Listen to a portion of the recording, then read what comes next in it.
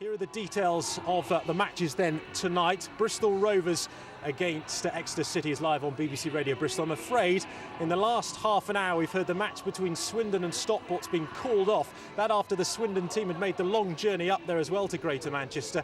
So that one's off, but Yeovil against Walsall still going ahead. And one game to tell you about in League Two as well. Cheltenham against Torquay down at Plainmoor in Devon. BBC Radio Gloucestershire will have regular updates from that one, and we will of course have all the results for you in our bulletin at 10:25. Football now, and Swindon Town say they will claim for compensation from opponents Stockport after last night's match was postponed. Swindon had been told the game would go ahead, but as their team coach arrived at the ground, the referee called it off. Edgeley Park, a mixture of mud and sand last night. Not surprisingly, two other matches there had already been called off in the last week.